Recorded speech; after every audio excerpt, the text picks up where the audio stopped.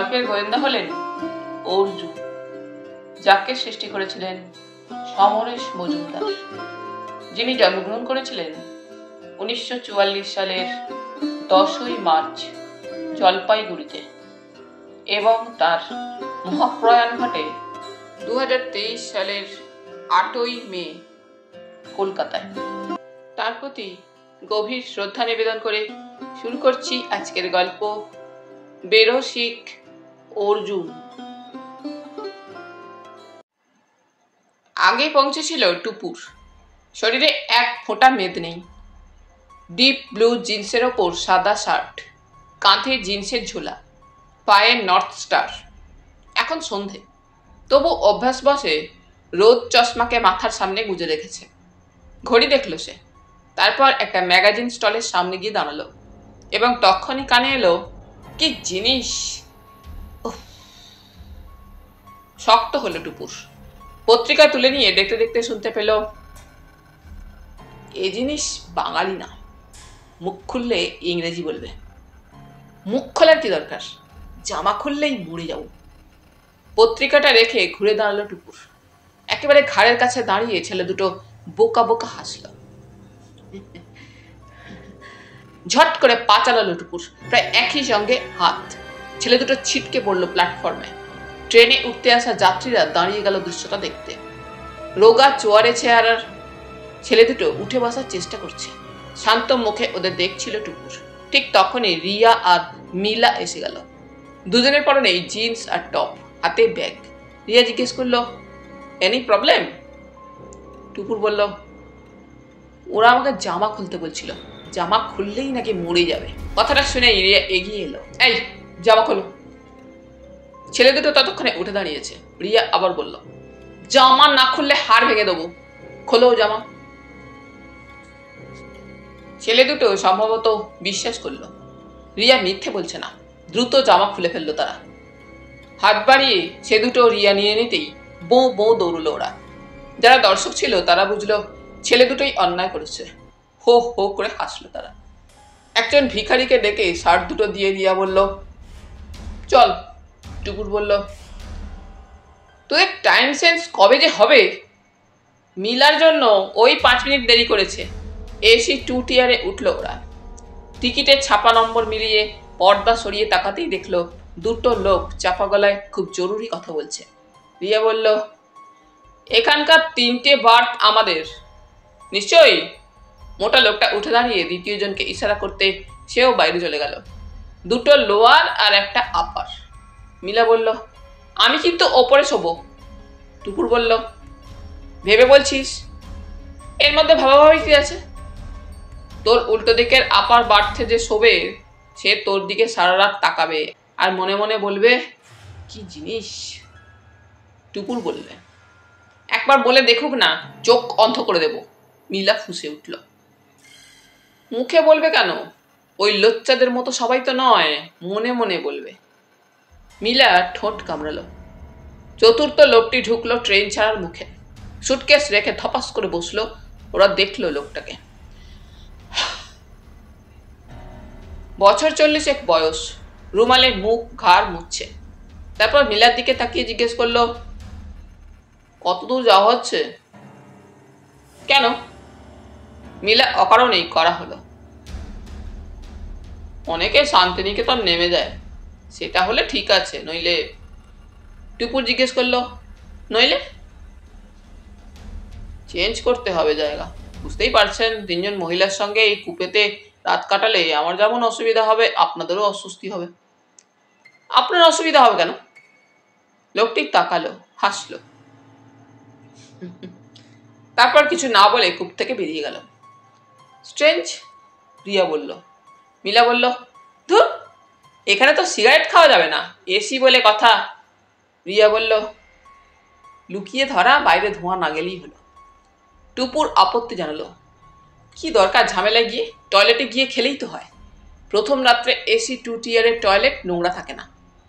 লোকটি ফিরে এসে সুটকেস তুলে অন্য কূপেতে ঢুকে গেল। মিলা বলল, যাই, টয়লেট থেকে ঘুরে আসি।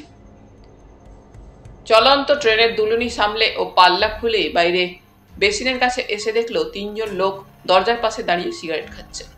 ট্রেনের সিগারেট খাওয়া যদি অপরাধ হয় তাহলে এই জায়গাটাও ট্রেনের বাইরে নয়, কিন্তু ছেলেরা যত সহজে সিগারেট খেতে পারে মেয়েরা সেভাবে খেলে পাবলিকের চোখ কপালে উঠবে। সে টয়লেটে ঢুকলো। স্যাঁতস্যাঁতে গন্ধ, দুলুনির জন্য ধরে রাখতে হয়। ধুত বলে সে বেরিয়ে এলো বাইরে। উল্টো দিকের দরজা বন্ধ, সেখানে কেউ নেই। দরজায় ঠেক দিয়ে পকেট থেকে প্যাকেট বের করে গন্ধ শুকে নিল একটু। তাজা তামাকের গন্ধই অন্যরকম। সিগারেট ঠোঁটে চেপে পকেট থেকে লাইটার বের করে আগুন ধরাতেই উল্টো দিকের খোলা দরজায় দাঁড়ানো লোকগুলো মুখ ঘুরিয়ে তাকে দেখলো। দেখে চোখ স্থির হলো ওদের। কিছু বলবেন আপনারা? মিলা জিজ্ঞেস করলো। না না, 3 জনেই মাথা নেড়ে বাইরের দিকে তাকালো। সেখানে ঘুটঘুটে অন্ধকার। লোকগুলো বোধহয় আধ খাওয়া সিগারেটগুলো বাইরে ছুঁড়ে ফেলে ভিতরে ঢুকে গেল দরজা খুলে। বেশ মজা লাগলো মিলার। মিনিট খানেক পরে কালো কোট পরা টিকিট চেকার বেরিয়ে এলেন ভিতর থেকে। মিলার দিকে তাকিয়ে বললেন, কিছু মনে করবেন না, ট্রেনে সিগারেট খাওয়া নিষেধ। তবু আপনার যদি নেশা বেশি হয় তাহলে দয়া করে টয়লেটে গিয়ে খান, কেউ দেখতে পাবে না। ধন্যবাদ, কিন্তু একটু আগে 3 জন লোক এখানে দাঁড়িয়ে সিগারেট খাচ্ছিল, তারাও নিশ্চয়ই আইন ভেঙেছে? মিলা জিজ্ঞেস করল। অবশ্যই। আপনি নিশ্চিত যে এখানে দাঁড়িয়ে আর কেউ স্মোক করবে না? সেটা কি করে বলি, ছেলেরা তো নিয়ম ভাঙেই। তার মানে নিয়ম মেনে চলার দায় শুধু মেয়েদের? চেকা ভদ্রলোক জবাব দিলেন না। মিলা সিগারেটের লম্বা টান দিয়ে বলল, সত্যি কথাটা বলুন তো, আপনার কাছে কেউ আমার নামে কমপ্লেন করেছে? হ্যাঁ। ভদ্রলোক মাথা নাড়লেন। 3 জন লোক মাঝবয়সী? জবাব না দিয়ে চেকার হেসে চলে গেলেন পাশের কম্পার্টমেন্টে। সিগারেট শেষ করে বেসিনের কলে তার আগুন নিভিয়ে দরজার বাইরে ফেলে দিল মিলা। দরজা হাট করে খোলা আছে, ওটা বন্ধ করলো সে। তারপর কাচের দরজা ঠেলে ভিতরে ঢুকলো। ইতিমধ্যে রাতের খাওয়া শুরু হয়ে গিয়েছে বিভিন্ন কুপেতে। রিয়া দায়িত্ব নিয়েছে তাদের 3 জনের ডিনার নিয়ে আসার। নিজেদের কুপেতে এসে দেখলো টুপুর কানে ওয়াকম্যান লাগিয়ে চোখ বন্ধ করে আতশোয়া হয়ে আছে। তার পা তাল রাখছে যা শুনছে তার সঙ্গে। রিয়ার হাতে নতুন পেপার ব্যাগ, উপরে রিভলভারের ছবি। দরজা ঠেলে আসার পথে যে কটা কূপে পড়েছিল তার একটাতেও মিলা ওই লোক 3টিকে দেখতে পায়নি। টয়লেট পরিষ্কার? রিয়া বই থেকে মুখ তুলল। যেমন হয়, আমি বাইরের বেসিনের পাশে দাঁড়িয়ে স্মোক করেছি। কেউ কিছু বলেনি? মিলা লোক 3টির কথা বলল। শোনামাত্র উঠে বসল রিয়া। বল ওদের মুখ দেখে আসি, লোকগুলো নিশ্চয়ই ম্যারেড। বাড়িতে ডিক্টেটর। ছাড়বো কেন? চুকলিবাজদের ছেড়ে দেবো? চল ঘুরে দেখি। ওরা যে চেকারদের বলেছে তার কোনো প্রমাণ নেই। বেশ, এমনিই দেখবো, দেখে চলে আসবো। এই সময় টিকিট চেকার এলেন, এসে হাত বাড়ালেন। টুপুরকে বলল মিলা। বিরক্ত হয়ে তাকিয়ে চেকার দেখে সে হিপ পকেট থেকে টিকিট বের করে এগিয়ে ধরল। সেটা দেখে একটা লিস্টে টিক মেরে টিকিটের ওপর সই করে ফেরত দিলেন ভদ্রলোক। রিয়া জিজ্ঞেস করল, এখানে আর কেউ ঢুকবে না তো? সম্ভবত না, বলে চেকার পাশের কূপের দিকে যেতে ওরা উঠল। মিলা এবার উল্টো দিকে হাঁটল, পিছনে রিয়া। একটা কূপেতে পর্দা টানা রয়েছে, তবু সামান্য যেটুকু ফাঁক তার মধ্যেই চোখ পড়ল রিয়ার। 3 জনের একজনকে দেখা যাচ্ছে, খুব হাসছে।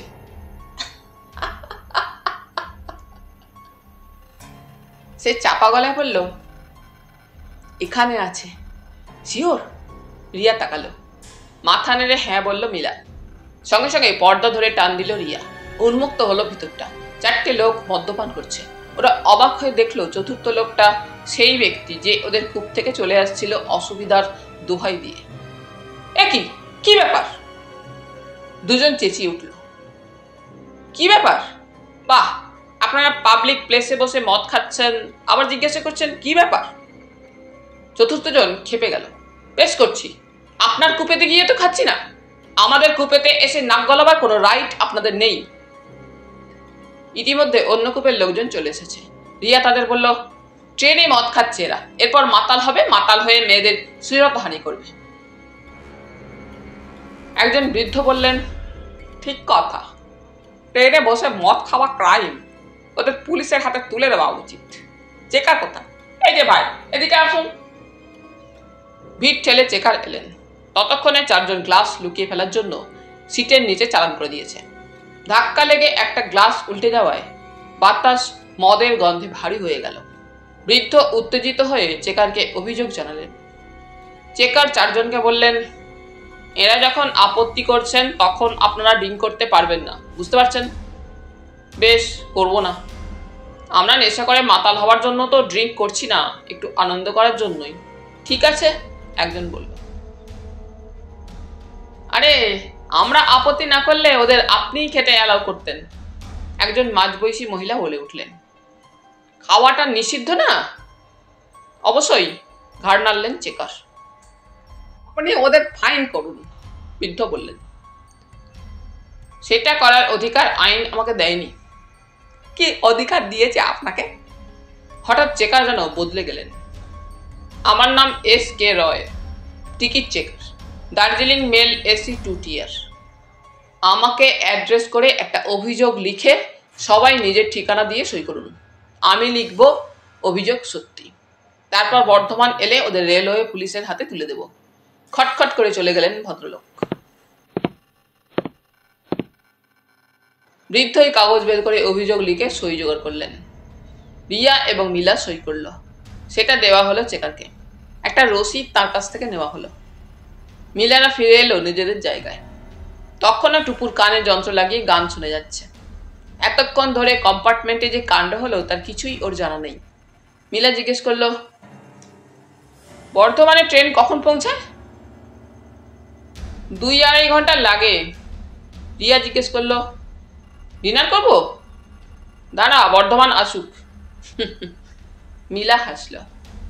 এই সময় কূপের সামনে সেই লোকটি এসে দাঁড়ালো, যে এখান থেকে সিট বদলে ওই 3 জনের সঙ্গে মিশেছে। লোকটা হাত জোর করলো। দিদিভাইরা, ক্ষমা করে দিন, ওরা সকলে সরকারি চাকুরে, খুব বিপদে পড়ে যাবে ওদের পরিবারগুলো। আপনার কোনো অসুবিধা হবে না? রিয়া জিজ্ঞেস করলো। হবে, তবে আমি ব্যবসা করে খাই, চাকরি যাওয়ার ভয় তো নেই। দেখুন, আমরা ক্ষমা করার কেউ নই। সকলে যদি ওদের ক্ষমা করে দেন আমরাও দেব। আপনারা অন্যদের কাছে আপিল করুন, মিলা বলল। বাকিরা তো আপনাদের কথা শুনে জেনেছেন। এটা ঠিক, ওরা খুব অন্যায় করেছেন। আপনাকে সিগারেট খেতে দেখে চেকারকে মজা করেই বলেছিল। চেকারটা যে সেটা সিরিয়াসলি নেবেন তা ভাবেনি। তার সঙ্গে মদ খাওয়ার কি সম্পর্ক? মিলা জিজ্ঞেস করল। আপনাকে না চড়ালে তো আপনারা ওদের খুঁজতে যেতেন না, এসব সমস্যাও হতো না। এতক্ষণে রাতের খাওয়া খেতে শুরু করে দিতাম। লাস্ট 8 বছরে অন্তত 96 বার আমি এই ট্রেনে যাতায়াত করেছি। রাত্রের খাওয়ার আগে একটু পান করার শখ আমার। কুবেতে মহিলা থাকলে জায়গা বদলে নিই। কখনো এমন সমস্যায় আমাকে পড়তে হয়নি, প্লিজ। নমস্কার করে চলে যেতেই সেই বৃদ্ধ দেখা দিলেন। কি করা যায় বলো তো দিদিভাইরা, ওরা একেবারে ছেলে মানুষের মতো ক্ষমা চাইছে। তোমাদের কি মনে হচ্ছে ঢের শিক্ষা পেয়ে গেছে ওরা? রিয়া হাসলো। আপনার যদি তাই মনে হয় তাহলে সেটা মানতে আমাদের আপত্তি নেই। গুড। এই ঘটনার কথা ওরা সারা জীবন মনে রাখবে। জেলে পাঠালে ছেলে মেয়ের কাছে মুখ দেখাতে পারবে না ওরা। যাই, চেকারের কাছ থেকে অ্যাপ্লিকেশন ফেরত নিয়ে আসি। বৃদ্ধ চলে গেলেন। ডালখোলা স্টেশন পেরিয়ে যেতে যেতে ভোর হয়ে গিয়েছিল। টুপুর টয়লেট থেকে ফিরে এসে ওদের ডাকলো। যত বেলা বাড়বে তত টয়লেটের বাইরে লাইন পড়বে, ভেতরটা কদর্য হয়ে উঠবে। রেলের বেয়ারা এসে চায়ের অর্ডার নিয়ে গেল। মিনিট 15 বাদে ওরা যখন জমিয়ে চা খাচ্ছে তখনও রোদ ওঠেনি বাইরে। এসি কম্পার্টমেন্টের একটাই অসুবিধে যে বাইরেটা স্পষ্ট দেখা যায় না, কিন্তু রোদ উঠলে বোঝা যায়। মিলা বলল, কেউ যদি স্টেশনে না আসে তাহলে আমরা সোজা চলে যাব। টুপুর বলল, আসবে। রিয়া বলল, আচ্ছা, আমরা কি মায়ের আমলে পড়ে আছি? একজন উটকো ছেলেকে জোটানোর কোনো মানে আছে? দাদু এমনভাবে বললেন যে না বলতে পারলাম না। লোকটা নর্থ বেঙ্গলের সব ঘাস চেনে। বাংলায় টানা পড়তে অসুবিধা হয়, কিন্তু আমি ওর দুটো থ্রিলার পড়েছি, খুব ইন্টারেস্টিং। টুপুর বলল। মাই গড, রিয়া বলল, নর্থ বেঙ্গলে বসে থ্রিলার লেখে নাকি? কত বয়স? নিশ্চয়ই অ্যাবাভ 50। দূর, ও থ্রিলার লিখবে কেন? ওকে নিয়ে লেখা হয়েছে। সমরেশ মজুমদারের নাম শুনেছিস? রাইটার। ওর লেখা থ্রিলারের হিরো। রিয়া কাঁদ নাচিয়ে মিলার দিকে তাকালো। ও আজ পর্যন্ত ফেলুদার বই ছাড়া কোনো বাংলা বই পড়েনি। নামটা একদম অচেনা। মিলা বলল, হ্যাঁ মনে পড়েছে, টিভিতে রাইটার হিসাবে নামটা দেখেছি। গড, তুই বাংলার সিরিয়ালগুলো দেখিস আর আমার সঙ্গে কথা বলবি না? কপট রাগ দেখালো রিয়া। মা দেখে, মাঝে মাঝে আমার চোখে পড়ে, মিলা বলল।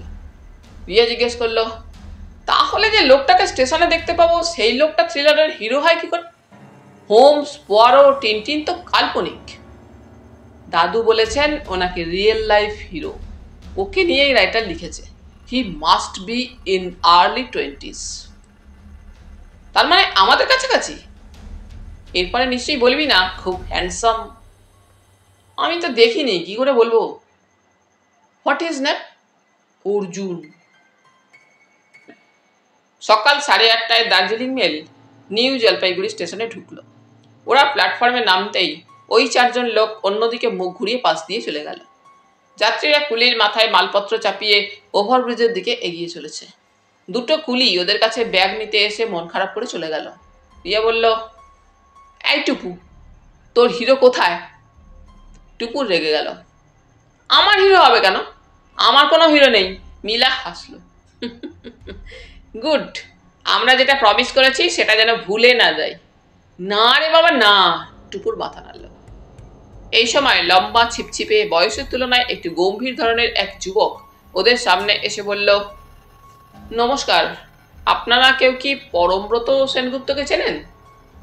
3জন নিজেদের দেখে নিলে টুপুর জিজ্ঞেস করল, অর্জুন? তাহলে কোনো সমস্যা রইল না, আসুন। অর্জুন ওভারব্রিজের দিকে হাঁটতে শুরু করলো। 3জন পাশাপাশি হাঁটছে। রিয়া বলল, এমনভাবে কথা বললো যেন আমাদের বাবার বয়সী। মিলা বলল, কিন্তু পার্সোনালিটি আছে, তবে কোম্পানি হিসাবে একদম চলবে না। টুকুর বলল, দেখ কেমনভাবে স্টেপ ফেলছে, বেশি ফান্টা। দাদুটা না। ওভারব্রিজ পেরিয়ে বাইরে এসে দেখলো অর্জুন একটা ট্যাক্সিওয়ালার সঙ্গে কথা বলছে। তার দিকে তাকিয়ে মিলা বলল, তো দাদু বলেছে এই লোকটা নর্থ বেঙ্গলে সব ঘাস চেনে। গরু যখন নয় তখন ঘাস কেটে ব্যবসা করে নাকি? রিয়া হাসলো। মনে হচ্ছে বেশ কিপটে, খুব দরাদরি করছে। আমরাই তো ভাড়া দেবো, অথচ দেখ মনে হচ্ছে ও নিজের টাকা বাঁচাচ্ছে। অর্জুন ওদের কাছে এলো। আপনারা কার্সিয়াংয়ে কোথায় উঠবেন? কোনো ঠিক নেই, দাদু বলেছেন আপনি নাকি ঠিক করে রাখবেন। আপনার দাদুর সঙ্গে আমার সরাসরি কথা হয়নি, অর্জুন বলল। তার মানে? রিয়া অবাক হলো। তাহলে আপনি এখানে এলেন কি করে? অমলদার অনুরোধে। অমলদা ওই ভদ্রলোকের সঙ্গে খুব ঘনিষ্ঠ, ওর কাছেই আমার কথা শুনেছেন। অবশ্য আসল সর্বনাশ করেছেন সমরেশদা। রাইটার? টুপুর জিজ্ঞাসা করল। হ্যাঁ, লেখক। আমার সব কথা উনি লিখে ফেলেন। শুনুন, এই ট্যাক্সি আপনাদের কার্সিয়াংয়ে নিয়ে যাবে। জায়গাটা ছোট্ট, নিজেরাই ঘুরে বেড়াতে পারবেন। হিল কাউন্সিল হওয়ার পর কার্সিয়াংয়ের কোনো গোলমাল হয় না। ও 400 টাকা চেয়েছিল, 350-তে রাজি হয়েছে। অর্জুন ট্যাক্সিটাকে দেখিয়ে দিল। আপনি আমাদের সঙ্গে যাবেন না? টুপুর জিজ্ঞাসা করল। আমাকে আপনাদের প্রয়োজন হবে না, চিন্তা করবেন না। আমি কার্সিয়াংয়ে থাকবো কয়েকদিন। ওখানকার চার্চের ফাদার খবর পাঠিয়েছেন দেখা করার জন্য। যদি বলেন রোজ ফোনে খবর নিতে পারি, তার দরকার হবে না। আমরা যখন কলকাতা থেকে আসতে পেরেছি তখন বাকিটাও ম্যানেজ করতে পারবো। রিয়া এগিয়ে গেল ট্যাক্সির দিকে। টুপুর জিজ্ঞেস করলো, আপনি কিভাবে যাবেন? মিলা বলল, একই জায়গায় যখন যাচ্ছেন একসঙ্গে গেলে ক্ষতি কি? অর্জুন হাসল। বেশ, যাওয়ার পথে এয়ারভিউয়ের সামনে 1 মিনিট দাঁড়াতে হবে। আপনাদের খোলামেলা কথা বলতে দেওয়ার জন্যই আমি বাসে যাব ভেবেছিলাম। ড্রাইভারের পাশে বসলো অর্জুন। পাহাড়ের ট্যাক্সি হিসাবে এখন মারুতি ওমনিকে ব্যবহার করা হচ্ছে। মিলা জিজ্ঞেস করলো, আপনি এখানে থাকেন? না, জলপাইগুড়িতে। 45 মিনিটের দূরত্ব। কথাটা বলে সামনের আয়না চোখ পড়তেই অর্জুন দেখলো রিয়া সিগারেট ধরাচ্ছে। অমলদা বলেছিলেন আমার বন্ধুর নাতনি 2 সহপাঠিনীর সঙ্গে বেড়াতে যাচ্ছে। তোমার হাতে যদি এখন কোনো কাজ না থাকে তাহলে ওদের একটু গাইড করো। কোন ট্রেনে আসছে, কি নাম ওদের তাও বলে দিয়েছিলেন। দেখে মনে হচ্ছে এরা কলেজের ফার্স্ট ইয়ারে পড়ে, কিন্তু কথাবার্তায় পোশাকে নিজেদের বড় করে দেখানোর চেষ্টা খুবই স্পষ্ট। স্টেশন থেকে বেরিয়ে গলি দিয়ে শর্টকাট করছিল ট্যাক্সিওয়ালা। মিলা জিজ্ঞেস করলো, এটা কি নিউ জলপাইগুড়ি? অর্জুন মাথা নাড়ল। না, স্টেশনটার নাম নিউ জলপাইগুড়ি, এটা শিলিগুড়ি শহরের এক্সটেনশন। টুপুর বলল, শহর বলে মনেই হয় না। অর্জুন জিজ্ঞেস করলো, আপনারা কি বাড়িতে ফোন করতে চান? কেন?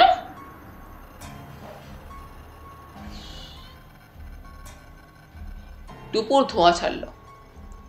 আপনারা শিলিগুড়িতে পৌঁছে দিয়েছেন এই খবরটা যদি দিতে চান তাহলে গাড়ি দাঁড় করাচ্ছি, সামনেই একটা টেলিফোন বুথ আছে। তার মানে কাশিয়াগে টেলিফোন বুথ নেই? অর্জুন বুঝলো মেয়েটি তাকে চিমটি কাটছে। সে কথা বাড়ালো না। টুকুর হাসল। চিন্তা করবেন না, আমাদের প্রত্যেকের পকেটে সেলফোন আছে, যখন ইচ্ছে তখন কথা বলে নিতেই পারি। সেলফোনের কথাটা অর্জুনের মাথায় ছিল না। কয়েক মাস আগে সে একটা সেলফোন কিনেছিল, ব্যবহার করার কথা খেয়াল থাকে না। গতকালও তাড়াহুড়োয় বাড়িতেই ফেলে এসেছে। এয়ারভিউ হোটেলের সামনে গাড়ি দাঁড় করিয়ে অর্জুন ভিতরে গেল। 2 মিনিটের মধ্যে ফিরে এলো একটা ব্যাগ নিয়ে। গাড়িতে উঠে বলল, চলুন। রিয়া জিজ্ঞেস করলো, আপনি বললেন জলপাইগুড়িতে আপনার বাড়ি, ধরে নিচ্ছি সেখান থেকে আজ এসেছেন, তাহলে শিলিগুড়ির হোটেলে আপনার সম্পত্তি কি করে এলো? আমি গতকাল বিকেলে এসে ওই হোটেলে উঠেছিলাম, অর্জুন বলল। তাই বলুন। আচ্ছা অর্জুন, নর্থ বেঙ্গলকে আপনি যেমন চেনেন তেমনই এই এলাকার মানুষও আপনাকে নিশ্চয়ই চেনেন? রিয়া জিজ্ঞেস করলো। না বোধহয়, আমি তো অভিনেতা বা ক্রিকেটার নই। আপনি সিগারেট খান না? খাই, খুব কম। একটা খাবেন? রিয়া প্যাকেট এগিয়ে ধরল। না থ্যাঙ্কস। আমরা সিগারেট খাই, সিগারেটে গাঁজা পুড়েও খেয়েছি, তবে ড্রাগ টেস্ট করিনি। আপনি করেছেন? একবার এই কার্শিয়াংয়ে এক সাধুর সঙ্গে থাকতে গিয়ে কলকাতায় গাঁজা পুড়ে টেনেছিলাম, চোখের সামনেটায় অন্ধকার নেমেছিল। অর্জুন বলল, বাহ, আমাদের নিয়ে যাবেন ওখানে? টুপুর এবার না বলে পারল না। এই কি বলছিস? রিয়া শব্দ করে হাসল। আমি খারাপ কিছু কি বলেছি? ওর সঙ্গে একটু না হয় অ্যাডভেঞ্চার করতে যেতাম। আচ্ছা, এ নিয়ে পরে কথা বলা যাবে। গাড়ি শুকনার দিকে না গিয়ে বাঁদিকে মোড় নিল। তারপর চা বাগান পেরিয়ে পাহাড়ি পথ ধরল। টুপুর বলল, এত সরু পথে সকলে দার্জিলিং যায়, জানতামই না। এটা শর্টকাট। আমরা পাংখাবাড়ি হয়ে যাচ্ছি, এদিক দিয়ে গেলে রাস্তা অনেক কমে যায়, আপনারা তাড়াতাড়ি পৌঁছতে পারবেন। অর্জুন বলল। আমাদের যে খুব তাড়া আছে তা আপনাকে কে বলল? মিলা জিজ্ঞেস করল। যে রাস্তায় সকলে যায় সেখান দিয়ে গেলে বেশ দেখতে দেখতে যেতাম। কার্শিয়াং শহরে পৌঁছানো পর্যন্ত সকলে চুপচাপ থাকলো। স্টেশনের কাছে গাড়ি উঠে এলে অর্জুন বলল, এই হলো কার্শিয়াং, আপনারা কোথায় উঠবেন? জানি না, রিয়া বলল। বেশ, বাজেট বলুন। অর্জুন ঘুরে বসল। আমরা স্টুডেন্ট, পকেট মানির টাকায় এসেছি, আমাদের বাজেট কত হতে পারে ভেবে নিন। তবে অ্যাটাচড বাথ আর পরিষ্কার ঘর চাই, মিলা বলল। টুরিস্ট লজটা বেশ ভালো, ওখানেই চলুন। টুরিস্ট লজে গিয়ে শোনা গেল সব ঘর ভর্তি, ভাড়াও 500 টাকার উপরে। রিয়া বলল, খুব রিজনেবল ভাড়া। আর চোখে মেয়েটাকে দেখল অর্জুন। ও কত পকেট মানি পায়। এই সময় ড্রাইভার বলল, বাজারের কাছে কয়েকটা ভালো হোটেল রয়েছে, সেখানে গেলে ঘর পাবেন। অর্জুন বলল, ঠিক আছে, ওর সঙ্গে চলে যান আপনারা। এখান থেকে চার্জ হেঁটে গেলে মিনিট 15 লাগবে। আমি বিকেলে আপনাদের খোঁজ নেব। মেয়েরা গাড়িতে উঠে বসেছিল। রিয়া হাত নেড়ে বলল, বাই। ঘাম দিয়ে জ্বর ছাড়লো অর্জুনের। এরকম ট্যাকট্যাকে কথা সে কখনো শুনিনি। হাঁটতে হাঁটতে সে অনুমান করলো বড় লোকের বকে যাওয়া মেয়ে এরা। পকেট ভর্তি টাকার সঙ্গে স্বাধীনতাও পেয়ে গিয়েছে এই বয়সে। মিনিট 10 হাঁটার পর একজন লোককে দেখতে পেল অর্জুন। এতক্ষণ বাঁদিকে খাদ, বিরাট বাস টার্মিনাল চাগাছের রাস্তা পেরিয়ে এসেছে শুনশান পথে। লোকটার নির্দেশ মতো ডান দিকের পাহাড়ি রাস্তা ধরল সে। নিচের রাস্তা থেকে বোঝা যায় না উপরের পাহাড়ে একটা সুন্দর কলোনি রয়েছে। রাস্তার দুপাশে বাড়ির গেট, দরজায় খ্রিস্টান নাম। একজন পাহাড়ি বৃদ্ধ কুকুর নিয়ে দাঁড়িয়েছিলেন যে বাড়ির সামনে, তার দরজায় লেখা আছে গেস্ট হাউস। চোখাচোখি হতে বৃদ্ধ বললেন, yes my boy, what can I do? Thank you. চার্চটা কোথায়? জাস্ট উপরে। তুমি কি ফাদার ম্যাকলিনের সঙ্গে দেখা করতে চাও? হ্যাঁ হ্যাঁ। তাহলে তোমাকে বিকেল 4টে পর্যন্ত অপেক্ষা করতে হবে। ফাদার আজ সকালে দার্জিলিংয়ে গিয়েছেন বিশেষ প্রয়োজনে। যাক চলে, উচিত ছিল ফাদারকে খবর নিয়ে আসা। এখনো ঘন্টা 4 অপেক্ষা করতে হবে ফাদারের জন্য। যাই হোক না কেন, আজকের রাতটা কার্শিয়াংয়েই কাটাতে হবে। সে গেস্ট হাউস সাইনবোর্ডটার দিকে তাকালো। ফাদার না ফেরা পর্যন্ত তুমি কি এখানে অপেক্ষা করতে চাও? খুব ভালো হয়, বৃদ্ধ ডাকলেন। নিমা, ওপাশ থেকে একটা হাফ প্যান্ট পরা কিশোর বেরিয়ে এলো। বৃদ্ধ তাকে নেপালি ভাষায় কিছু বললে সে ইশারায় অর্জুনকে অনুসরণ করতে বলে সিঁড়ি দিয়ে দোতলায় উঠতে লাগলো। অর্জুন এগোলো। দোতলায় প্যাসেজের একপাশে 3-3টে ঘর। ঘরগুলো খালি, কারণ প্রত্যেক দরজায় তালা ঝুলছে। যে ঘরটা নিমা খুলল সেখানে একটা খাট, টেবিল, চেয়ার, আয়না এবং অ্যাটাচড বাথ রয়েছে। বেশ পরিষ্কার পরিচ্ছন্ন। খানা খায়ো? মাথা নেড়ে না বলল অর্জুন। হাত বাড়ল নিমা। 30 রুপিয়া ভেজো, 40 রুপিয়া আন্ডা ভেজ, 50 রুপিয়া মাটন ভেজ। আন্ডা ভেজ বা মাটন ভেজ কখনো শোনেনি অর্জুন। হেসে 40টা টাকা বের করে নিমাইকে দিতেই সে উধাও। মিনিট 2 পরে অর্জুন যখন জুতো খুলে পা বাড়িয়েছে বিছানায়, তখন বৃদ্ধ দরজায় এলেন। সরি, নিমা জানতো না, তাই তোমার কাছ থেকে টাকা নিয়েছে। এই রাখো টাকা। টেবিলে 40টা টাকা রেখে দিলেন বৃদ্ধ। মানে? তুমি বাইরে থেকে ফাদারের কাছে এসেছো, নিশ্চয়ই কোনো কাজে। হ্যাঁ, উনি আমাকে দেখা করতে বলেছেন। গুড। ফাদার ম্যাকলিন নিশ্চয়ই তার গেস্টকে লাঞ্চ খাওয়াতেন। তার অনুপস্থিতিতে আমি সেটা কেন করব না? বৃদ্ধ জিজ্ঞেস করলেন। অর্জুন অবাক হলো। আপনি ভুল করছেন। ফাদার কি করতেন সেটা তার ব্যাপার। আপনি গেস্ট হাউস চালান, এটা আপনার ব্যবসা। নিশ্চয়ই, কিন্তু আমরা খ্রিস্টানরা মনে করি ফাদার যা করেন তা আমাদের জন্য করেন। তুমি এখানে 4 ঘন্টা বিশ্রাম নেবে, একটু খাবে, তার জন্য আমি তোমার কাছ থেকে টাকা নিতে পারি না। বৃদ্ধ হাসলেন। তাহলে তো মুশকিল। আপনি টাকা নিতে রাজি না হলে আমাকে এখান থেকে চলে যেতে হবে। তাছাড়া 4 ঘন্টা নয়, আমি আজকের রাতটা এখানেই থাকবো। এটা আলাদা কথা, কিন্তু 4 ঘন্টার জন্য আমি টাকা নিতে পারি না। আপনার এই ঘরের পার ডে চার্জ কত? 200। দুবেলা খাওয়া, ব্রেকফাস্ট নিলে 300। বেশ। পকেট থেকে 260 টাকা বের করে 40 টাকার পাশে রেখে অর্জুন হাসল। আমি আপনার মতো গেস্ট হাউসের মালিক কখনো দেখিনি। থ্যাংক ইউ মাই সন। টাকাটা তুলে রাখো, যাওয়ার সময় পেমেন্ট নেওয়াই এখানকার নিয়ম। বৃদ্ধ চলে গেলেন। এই পৃথিবীর মানুষগুলো অদ্ভুত। কারোর সঙ্গে কারো চরিত্রের মিল নেই। এখন একটু ঠান্ডা লাগছে। বছরের এই সময়টায় এই পাহাড়ের দুপুরের দিকটায় সোয়েটার না পরলে অসুবিধা হয় না, কিন্তু বেলা গড়ালেই ঠান্ডা বাড়তে থাকে। ব্যাগ থেকে একটা সোয়েটার বের করে গলিয়ে নিতেই নিমা একটা ট্রের উপর ঢাকা দেওয়া কয়েকটা প্লেট নিয়ে ঘরে ঢুকে টেবিলে রাখলো। হেসে বলল, খানা বহুত রামারহু। খাওয়া শেষ হলে অর্জুন বেরিয়ে পড়ল। আরো কিছুটা আঁকামাকা রাস্তা ধরে ওঠার পরে চার্চের বাড়ি চোখে পড়ল। পাশে বিশাল বাগান। টিলের ওপর চার্চের দিকে তাকিয়ে মুগ্ধ হয়ে গেল সে। ওপাশে নীল আকাশ নেমে গিয়েছে চার্চের পিছনে। গেট খুলে ভেতরে ঢুকলো অর্জুন। বাগানে কাজ করছিল 2 জন লোক। তাদের একজন উঠে দাঁড়ালো জিজ্ঞাসু চোখে। অর্জুন বলল, ফাদার দার্জিলিংয়ে গিয়েছেন আমি জানি, ওর সহকারী কেউ নেই এখানে? লোকটা বলল নেপালিতে, দুজনে দার্জিলিংয়ে গিয়েছেন। আমি এখানে অপেক্ষা করতে পারি? জরুর। ঘুরতে ঘুরতে পেছনে চলে এলো অর্জুন। অনেক নিচে একটা পাহাড়ি বসতি আবছা দেখা যাচ্ছে। পাকদণ্ডি নেমে গেছে নিচে। এদিকে তারের বেড়ার কিছুটা ভাঙা, স্বচ্ছন্দে যাওয়া আসা করা যায়। সেদিকে একটু যেতেই চোখ পড়ল। অপরাহ্নের রোদ এসে পড়ায় ধাতব বস্তুটি চকচক করছে। অর্জুন এগিয়ে গিয়ে ওটা তুলে নিল।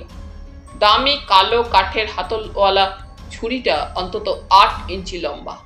বস্তুটি ইস্পাতের তৈরি এবং অত্যন্ত ধারালো। তাকালেই বোঝা যায় ওটা খাপের মধ্যে রাখা হতো বলে কোথাও এতটুকু মরচে পড়েনি। কিন্তু এখানে পড়েছিল ঘাসের ওপর, খাপ ছাড়াই। ছুরিটা দামি, কিন্তু এরকম খোলা অবস্থায় ওকে পকেটে রাখা সম্ভব না। পকেট ফুটো হয়ে যাবে। হাতে নিয়ে হাঁটলে লোকের নজরে পড়বে। ওটা আমার ছুরি, আমাকেই দিয়ে দিন। অর্জুন মুখ ঘুরিয়ে দেখল ছিপছিপে লম্বা বছর 25-এর একটি স্কার্ট সোয়েটার পরা মেয়ে তার দিকে হাত বাড়িয়েছে। কথা বলছে স্পষ্ট বাংলায়। আপনার ছুরি হলে ওখানে পড়ে থাকবে কেন? পড়ে গিয়েছিল, রাত্রে পড়েছে বলে খুঁজে পাইনি। খাপটা যে ঢিলে হয়ে গিয়েছে জানতাম না। এখন খুঁজতে এসে দেখছি আপনি হাতে নিয়ে দাঁড়িয়ে আছেন। ভালোই, আমাকে আর কষ্ট করে খুঁজতে হলো না। টানা বলল মেয়েটা। কিন্তু এটা যে আপনার তা বুঝবো কি করে?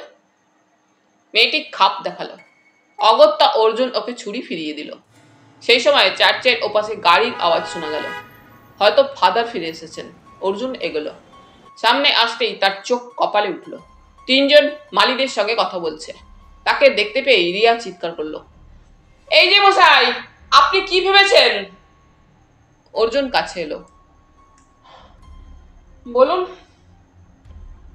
বেশ তো এখানে এসে শোভা দেখে বেড়াচ্ছেন, আর আমাদের পাঠিয়ে দিয়েছিলেন মাফিয়াদের আড্ডায়। মাফিয়া? ও, আপনি জানেন না কেন? নর্থ বেঙ্গলের সব ঘাস নাকি আপনার চেনা। ওই হোটেলে নটোরিয়াস লোকজন রাজত্ব করে, তা আপনি জানেন না? ঘরে এসে বলছে রাতের নাচের পার্টিতে আমাদের যেতে হবে। হ্যাঁ, চেহারা দেখে যদি বুঝতাম ভদ্রলোক, তাহলে নিশ্চয়ই যেতাম। রিয়া বলল।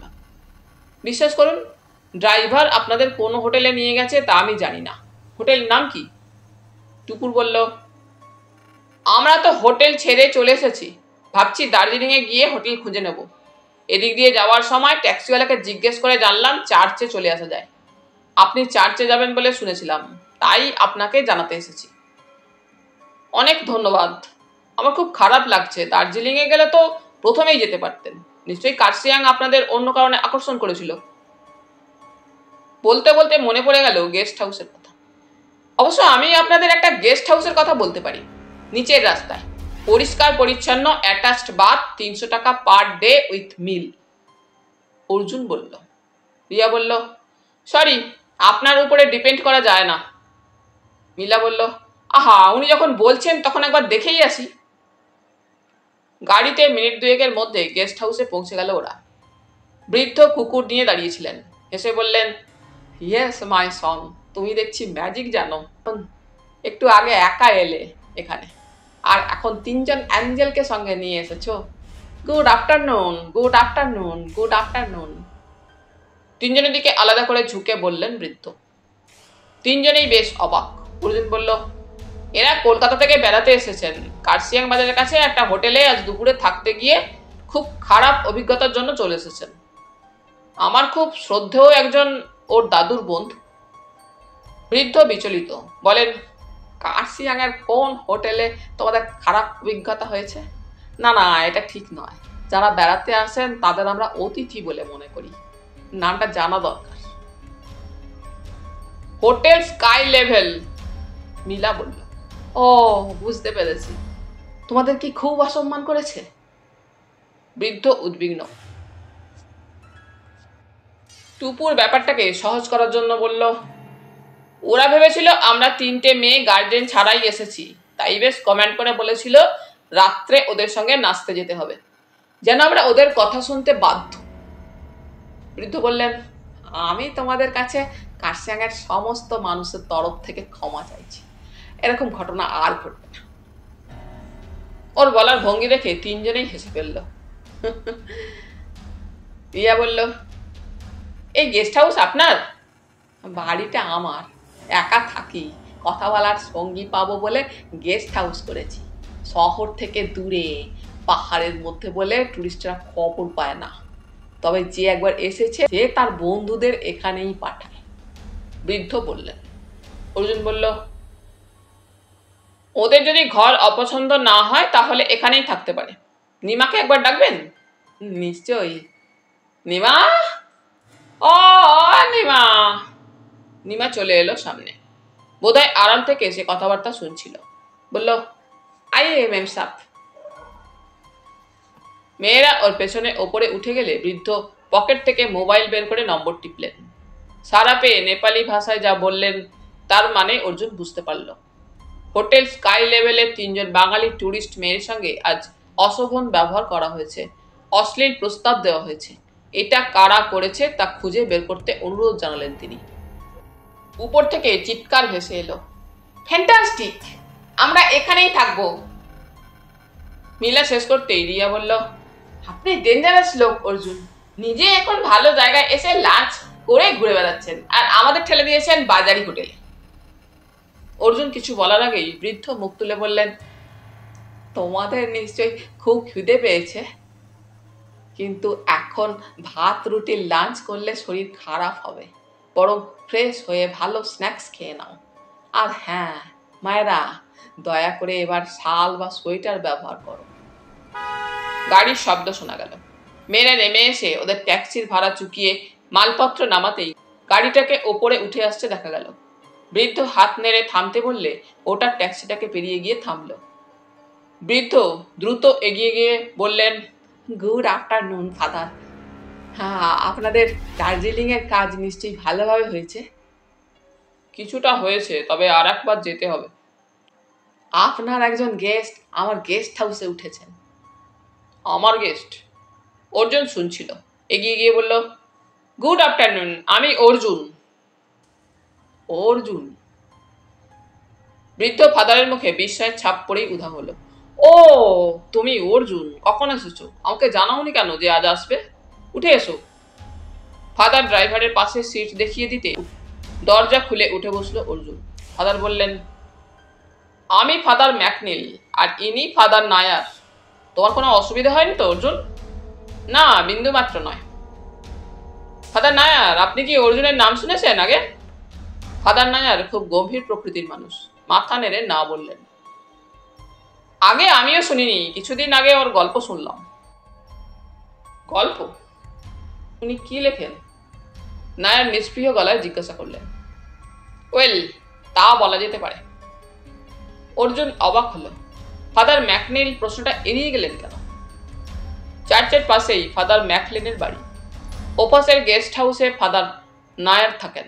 ঢোকার সময় অর্জুনের নজরে এসেছে চার্চের দরজা খুলে গেছে, কিন্তু ফাদার ম্যাকলিন তাকে নিয়ে বসলেন স্টাডি রুমে। কাজের লোক চা আর বিস্কুট দিয়ে গেল।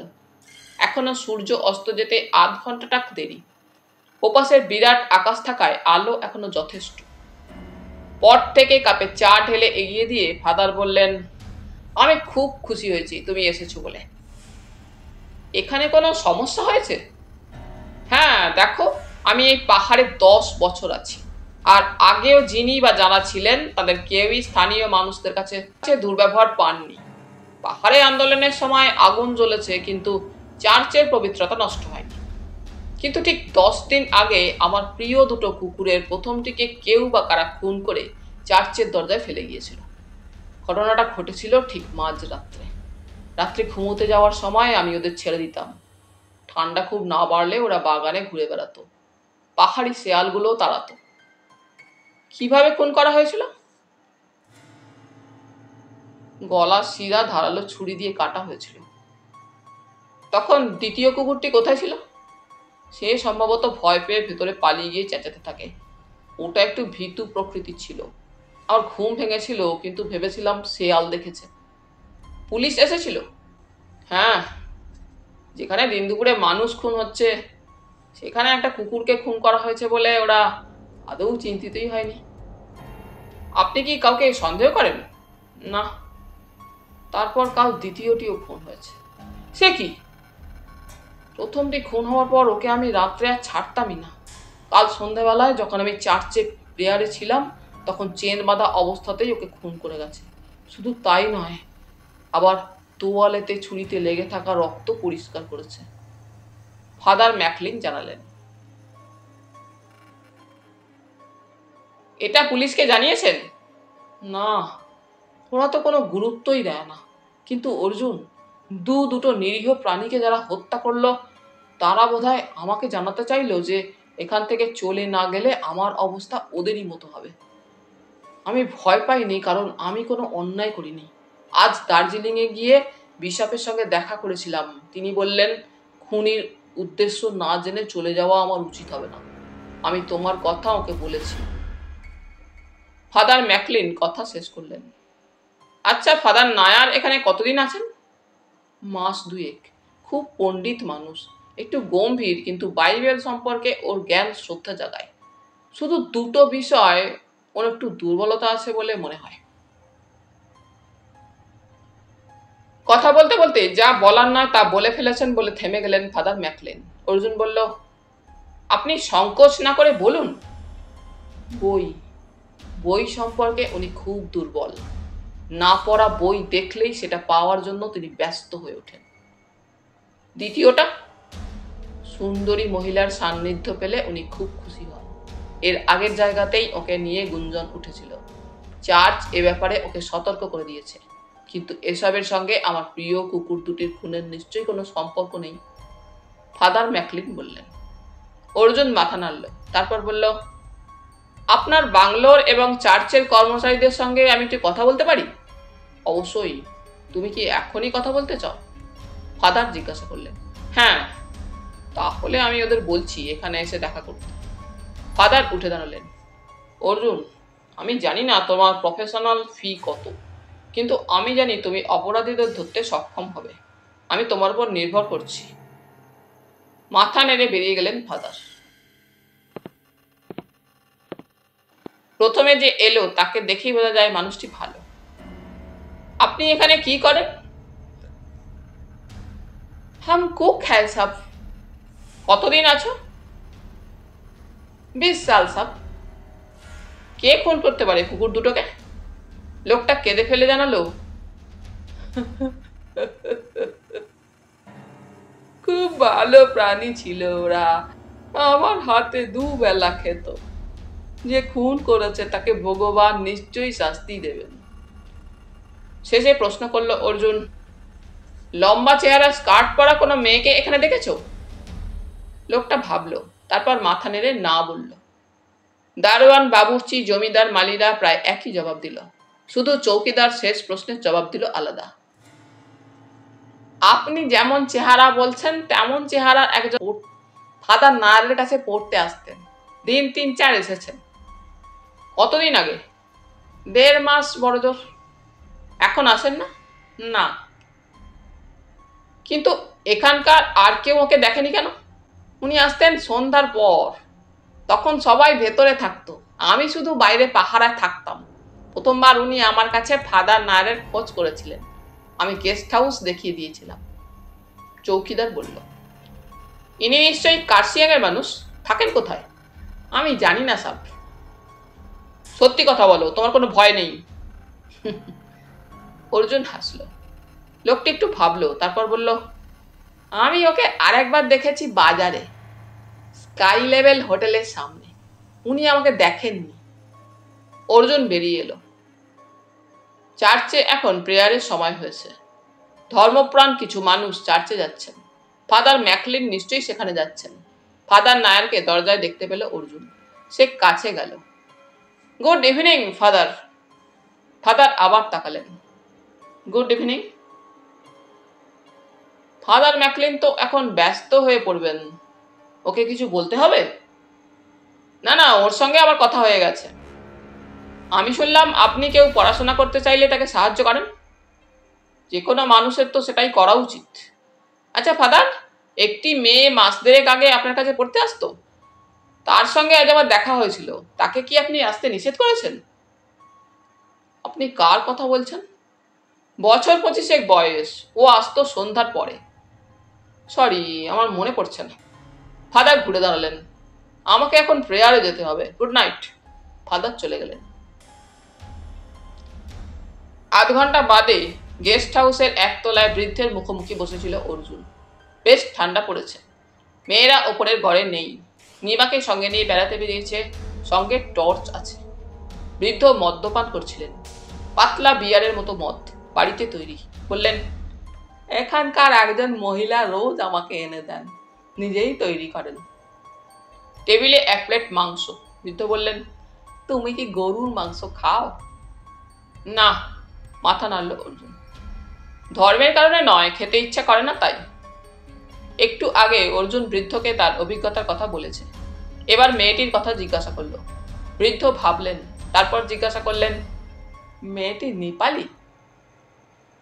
বুঝতে পারিনি, নেপালিদের মতো চোখমুখ নয়। চৌকিদার ওকে বাজারে দেখেছে, স্কাই লেভেল হোটেলের সামনে। হ্যাঁ, লম্বা স্কার্ট পরে, বছর 25 বয়স। বৃদ্ধ মাথা নাড়লেন। বোধ হয় বুঝতে পেরেছি।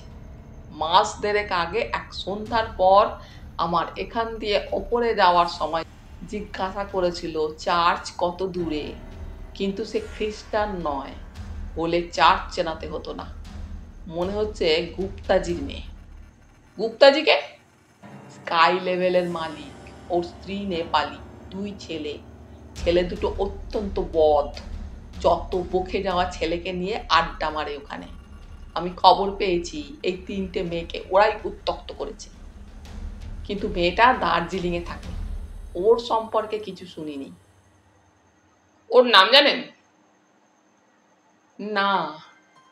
বৃদ্ধ পকেট থেকে সেলফোন বের করে নাম্বার টিপলেন। নেপালিতে জিজ্ঞাসা করলেন কাউকে মেয়েটি সম্পর্কে। তারপর ফোন বন্ধ করে বললেন, ওর নাম নয়না। এই সময় মেয়েরা হৈ হৈ করে এসে গেল। নিমা ওদের নিয়ে এলো বৃদ্ধের এই ঘরে। অন্ধকারে পাহাড়ি রাস্তায় হাঁটতে তাদের নাকি ফ্যান্টাস্টিক লেগেছে। বিশেষ করে দূরের পাহাড়ের আলোগুলো খুব আকর্ষণ করেছে ওদের। অর্জুন লক্ষ্য করলো টুপুর এবং মিলার চেয়ে অনেক হালকা শীত বস্ত্র পরেছে রিয়া।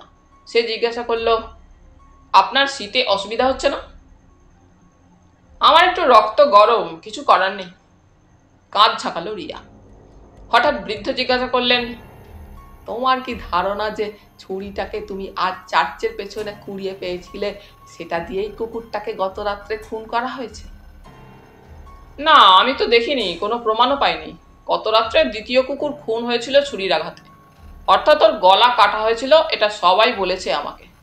সুতরাং ছুরি ব্যবহার হয়েছিল। আর আজ একটা ছুরি আমি চার্চের পেছনের বাগানে কুড়িয়ে পেয়েছিলাম। বাগানে ছুরি পড়ে থাকার কথা নয়। মেয়েটি, যার নাম নয়না, এসেছিল ছুরির খোঁজে।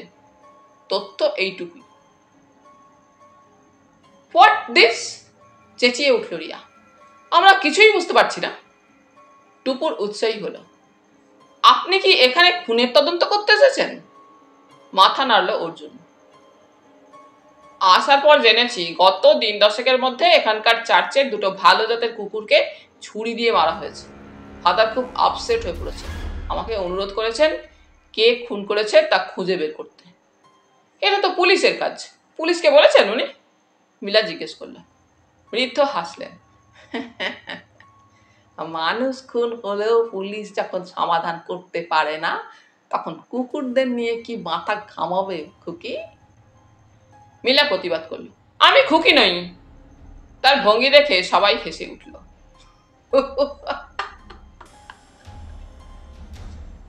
ঘড়ি দেখল অর্জুন। হঠাৎ তার মাথায় একটা ভাবনা এলো। সে রিয়ার দিকে তাকিয়ে বলল, আপনি যেতে পারবেন? কোথায়? রিয়া অবাক। ফাদার নায়ারের কাছে। তিনি কে? এবার ব্যাপারটা বুঝিয়ে বলল অর্জুন। নয়না 1.5 মাস আগে ফাদার নায়ারের কাছে কয়েকদিন যাওয়ার পর আর এই তল্লাটে আসিনি। অর্জুন বলল, আপনি নয়নার বান্ধবী, কলেজে পড়েন, এখানে এসে ফাদার নায়ারের কথা শুনেছেন। কদিন থাকবেন সেন্ট মেরিসে, মামার বাড়ি। যা মনে আসবে তাই মামার নাম হিসাবে বলতে পারেন। আপনি ওকে অনুরোধ করবেন, বাইবেল অবশ্য ধর্মীয় গ্রন্থ, কিন্তু তাতে সেকালের মানুষের জীবনের যে ছবি পাওয়া যায় তা আপনাকে বুঝিয়ে বলতে। আজ নয়, তাহলে কাল থেকে আপনি ওর কাছে আসতে পারেন। কি পারবেন অভিনয় করতে? রিয়া সঙ্গে সঙ্গে উঠে দাঁড়ালো। ওকে। মিলা আপত্তি করলো। তুই কি খেপে গেলি? এখানকার কিছুই জানিস না, ধরা পড়ে গেলে কি হবে ভেবে দেখ। কিচ্ছু হবে না। আমি এই ভদ্রলোককে দেখিয়ে দিতে চাই আমাকে নিয়ে কোনো বই লেখা না হলেও আমি কিছু কম নই। চলুন। আমি কোথায় যাব? অর্জুন একটু অস্বস্তিতে। সে ভাবেনি রিয়া রাজি হয়ে যাবে। ফাদার নায়ার কোথায় থাকেন দেখিয়ে দেবেন? বৃদ্ধ বললেন, প্রেয়ার শেষ হয়ে গেছে, লোকজন নেমে যাচ্ছে। অগত্যা অর্জুন রিয়াকে নিয়ে বের হলো। বাইরের ঠান্ডা আরো বেড়েছে। আপনি কি মোটা ফুল ওভার পরে নেবেন? অর্জুন জিজ্ঞাসা করলো। না। তার চেয়ে আমাকে জড়িয়ে ধরে হাঁটুন, ঠান্ডা কমবেই। অর্জুন বিরক্ত হয়ে মাথা নাড়ল। হাঁটতে হাঁটতে রিয়া জিজ্ঞাসা করলো, আচ্ছা, এরকম নির্জন রাস্তা, অন্ধকারে জোনাকি জ্বলছে, আমি আপনার পাশে হাঁটছি, কেমন লাগছে? ভালোই। প্রেম করতে ইচ্ছে করছে না? করছে তো। দাঁড়িয়ে পড়ল রিয়া। মাই গড, কি করে? এই তো, কথা না বলে চুপচাপ পাশাপাশি হেঁটে। অর্জুন হাসল। না, আপনাকে দিয়ে চলবে না। আবার হাঁটতে শুরু করলো। চার্চের কাছে এসে বাঁক ঘোরার আগেই অর্জুন দাঁড়ালো। ঘুরলেই চার্চ, তার বাঁদিকে গেস্ট হাউস। সেদিকে গিয়ে দাঁড়িয়ে থাকবেন একটু। একজন চৌকিদার আপনাকে জিজ্ঞাসা করলে তাকে ফাদার নায়ারের কাছে যাব বলবেন, সেই দেখিয়ে দেবে। বাই। মিনিট পাঁচেকের মধ্যে কত রাত পাখি ডেকে গেল। চার্চ এখন বন্ধ, অন্ধকারে ডুবে আছে। অর্জুন হঠাৎ একটা ছায়ামূর্তি দৌড়ে আসতে দেখলো অর্জুন। প্রাণ ভয়ে লোকে ওভাবে দৌড়োয়। কাছে আসতেই চিনতে পেরে সামনে দাঁড়ালো অর্জুন। কি হয়েছে? তাড়াতাড়ি চলুন এখান থেকে। নিচের দিকে দৌড়ালো রিয়া। তাকে অনুসরণ করে ধরে ফেললো অর্জুন। ওর হাত ধরে দাঁড়িয়ে জিজ্ঞাসা করলো, পালাচ্ছেন কেন? লোকটা মরে গেছে। হাঁপাতে হাঁপাতে বলল রিয়া। কে? জানি না। ফাদারের পোশাক পরা, সোফায় চিত হয়ে পড়ে আছে, গলা থেকে রক্ত বের হচ্ছে। মাই গড। ধোঁয়াতে মুখ ঢাকলো রিয়া। রাস্তা থেকে ওকে সরিয়ে একটা গাছের আড়ালে নিয়ে এলো অর্জুন। আপনাকে কে দরজা খুলে দিল? কেউ দেয়নি। কোনো চৌকিদারকে দেখতে না পেয়ে আমি দরজা ঠেলতেই ওটা খুলে গিয়েছিল। ভেতরে আলো জ্বলছে দেখে আমি ফাদার বলে 3 বার ডেকে সাড়া না পেয়ে এগিয়ে গিয়েছিলাম। উফ, কি ভয়ঙ্কর। রিয়া কাঁপছিল। অর্জুন ওকে এক হাতে জড়িয়ে ধরতেই সে কুকিয়ে উঠল। আমার খুব ভয় লাগছে।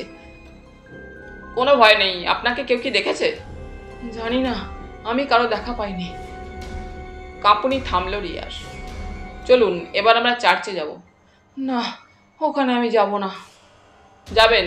আপনাকে কেউ দেখেছে কিনা জানা দরকার। দেখে থাকলেও অন্ধকারে চেনা সম্ভব নয়। তারপর আপনি যদি আমার সঙ্গে যান তাহলে ভাববে অন্য মেয়ে। প্রায় জোর করেই রিয়াকে নিয়ে অর্জুন চলে এলো ফাদার ম্যাকলিনের বাংলোয়। ফাদার তখন সবে ডিনার শেষ করেছিলেন। কাজের লোক খবর দেওয়ায় হন্তদন্ত হয়ে চলে এলেন বসার ঘরে।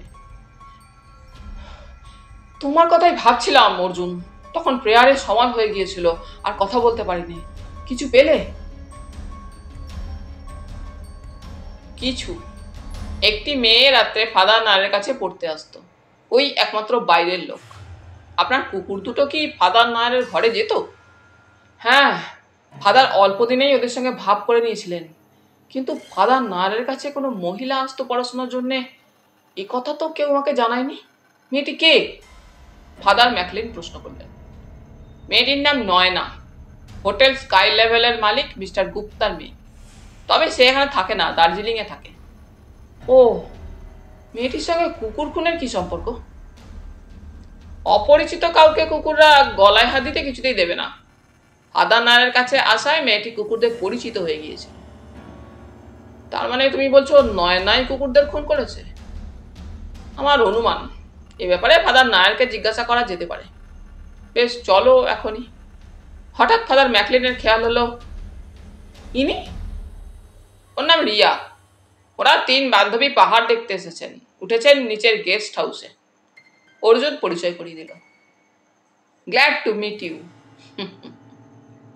অনেকক্ষণ পরে রিয়ার মুখে হাসি ফুটল। ফাদার নায়ারের ঘরে এসে তার মৃতদেহ আবিষ্কার করে ভেঙে পড়েছিলেন ফাদার ম্যাকলিন। তার চেঁচামেচিতে চার্চের সবাই সেখানে উপস্থিত হলো। কেউ জানে না ফাদার নায়ার কিভাবে খুন হয়েছেন। কাউকে এদিকে আসতে কেউ দেখেনি। অর্জুন লক্ষ্য করলো কথাটা শোনার পর রিয়ার মুখ চোখ সহজ হয়ে গেল। থানায় ফোন করা হয়েছিল। পুলিশ এসে গেল আধ ঘন্টার মধ্যে। ফাদার ম্যাকলিন পরিচয় করিয়ে দিলেন ওসি নেপালি, কিন্তু তার সহকারী বাঙালি। ভদ্রলোক চেঁচিয়ে উঠলেন, আপনি অর্জুন? আপনি এখানে? ফাদার ম্যাকলিন বললেন, উনি আমার অতিথি। ওরা তন্ন তন্ন করে খুঁজলেন, কোনো ক্লু পেলেন না। বোঝা যাচ্ছে ফাদার নায়ারের গলা শিরা কেটে ফেলা হয়েছে। সঙ্গে আসা সেপাইরা গেস্ট হাউসের বাইরে টর্চ নিয়ে খোঁজাখুঁজি করছিল। হঠাৎ একজন চেঁচিয়ে উঠল। অফিসাররা ছুটে গেলেন। অর্জুন সঙ্গে গেল। ঘাসের উপর টর্চের আলোয় ছুরিটা চকচক করছে। এটা সেই ছুরি, কোনো সন্দেহ নেই অর্জুনের। ওসি রুমালে জড়িয়ে তুলে নিয়ে বললেন, এক ফোঁটা রক্ত লেগে নেই। নাকের কাছে নিয়ে এসে শ্বাস টানলেন, কিন্তু রক্তের গন্ধ পাচ্ছি। নিশ্চয়ই কোথাও মুছে ফেলা হয়েছে ছুরিটাকে। খোঁজো তোমরা। ফাদার ম্যাকলিনকে জিজ্ঞাসা করলেন ওসি, এই ছুরি আগে দেখেছেন? মাথা নাড়লেন ফাদার। না, আমি দেখেছি, অর্জুন বলল। আপনি? কখন? কোথায়? ওসি অবাক। অর্জুন বিকেলের ঘটনাটা বলল। আপনি আমার সঙ্গে চলুন। ওসি গাড়ির দিকে এগোলেন। অর্জুন বলল, যাওয়ার পথে আপনার গাড়িতে ও কি লিফট পেতে পারে নিচের গেস্ট হাউস পর্যন্ত? অবশ্যই। রিয়াকে গেস্ট হাউসের সামনে নামিয়ে জিপ ছুটল বাজারের দিকে। কার্শিয়াংয়ে এখন বেশ রাত। বাজারের 2-4টে দোকান খোলা আছে এখন। হোটেল স্কাই লেভেলের সামনে গাড়ি থামল। দুজন অফিসারের সঙ্গে অর্জুন ভেতরে ঢুকতেই একটা লোক একগাল হেসে বলল, আপনারা এ সময়? গুপ্তাজি কোথায়? উনি তো কলকাতায় গিয়েছেন, সবাই জানে।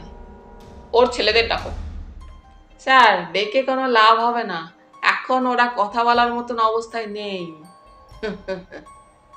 লোকটা অর্থপূর্ণ হাসি আসলো।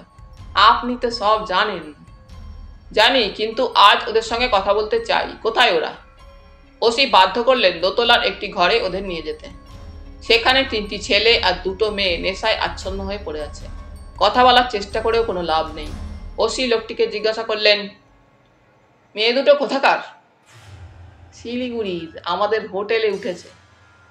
মিস্টার গুপ্তার মেয়েকে ডাকুন। ওরা যখন কথা বলতে পারবে না তখন ওর সঙ্গেই কথা বলি। ওসি বললেন, কি বলছেন স্যার? মিস গুপ্তাকে এখানে কি ডাকতে পারি? তাহলে চলুন, ওর কাছেই যাব। 3তলার বসার ঘরে পৌঁছে লোকটা ভেতরে গেল। একটু পরেই কালো স্কার্ট, কালো ব্লাউজ, কালো জ্যাকেট পরে নয়না ঘরে ঢুকলো। ইয়েস, বলুন। এবং তখনই অর্জুনকে দেখতে পেয়ে চমকে উঠল সে। ওসি বললেন, আপনাকে বাধ্য হয়ে বিরক্ত করছি। আপনি কি আজ চার্চের দিকে গিয়েছিলেন? এক মুহূর্ত চুপ থেকে মাথা নাড়ল নয়না। হ্যাঁ। কখন? বিকেলে। কেন? বেড়াতে। বেড়াতে না একটা ছুরি খুঁজতে। ছুরি? আপনার কথা বুঝতে পারছি না। রুমালে মোড়া ছুরিটা বের করে রুমাল সমেত সামনে ধরলেন ওসি। এটাকে চিনতে পারছেন? না। কিন্তু এর হাতলে আপনার হাতের ছাপ যদি পাওয়া যায়? অসম্ভব। অর্জুন বলল, এই ছুরির খাপ আপনার কাছে আছে, থাকতে বাধ্য। আপনি সেই খাপের মধ্যে ছুরিটাকে ঢুকিয়ে নিয়ে এসেছেন। ছুরিটাকে ব্যবহার করার পর যে কোনো কারণেই হোক ফেলে দেওয়া আপনার স্বভাব। খাপটা থেকে যেত কাছে। অফিসার, ওর হ্যান্ডব্যাগ বা টেবিলের ড্রয়ার সার্চ করলে খাপটা পেয়ে যাবেন বলে আমার বিশ্বাস। অফিসার বললেন, চলুন। আপনার কাছে সার্চ ওয়ারেন্ট আছে? না, নেই। তাহলে? এটা এমন একটা জরুরি ব্যাপার যে ওয়ারেন্টের দরকার আছে বলে মনে করি না। চলুন। এই ছুরি আপনারা কোথায় পেয়েছেন? চার্চের গেস্ট হাউসের পাশে ঘাসের ওপর। সে কি? কেন? অর্জুন জবাব দিল, ফাদার নায়ারকে গলার শিরা কেটে খুন করা হয়েছে, আর এই কাজটা আপনি ছাড়া আর কারো পক্ষে সম্ভব নয়। গত রাত্রে দ্বিতীয় কুকুরটাকে মেরে ফেলার পরে ছুরিটা ছুঁড়ে ফেলেছিলেন বাগানে। আজ গিয়েছিলেন ওটাকে খুঁজে নিয়ে আসতে। এখন যদি আমরা এখানে না আসতাম তাহলে আগামীকাল আপনাকে যেতে হতো ছুরিটাকে খুঁজতে। কিন্তু নয় না, ওই নিরীহ কুকুর দুটোকে কেন খুন করলেন? বড় শ্বাস ফেলল নয়না। তারপর ধীরে ধীরে বসলো চেয়ারে।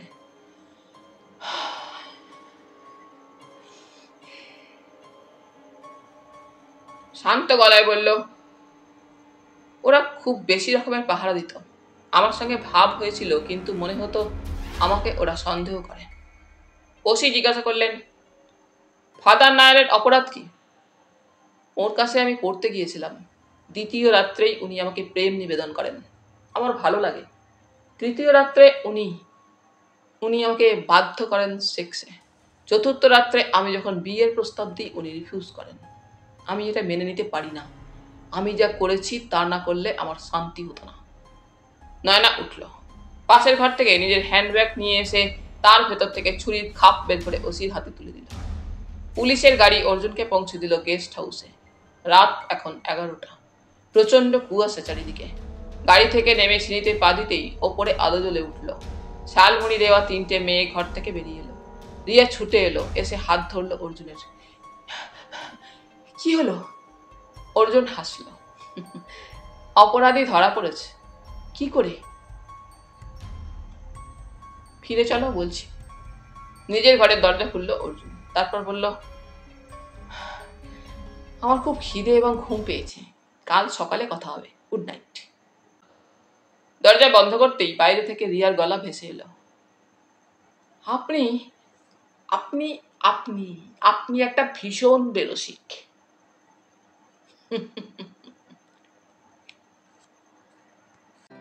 তাহলে বন্ধুরা, আজ এই পর্যন্তই। গল্প পাঠ তোমাদের ভালো লেগে থাকলে তোমাদের কাছে আবারও অনুরোধ থাকলো, লাইক, শেয়ার এবং সাবস্ক্রাইব করে তোমাদের মূল্যবান মতামত পাঠানোর জন্য।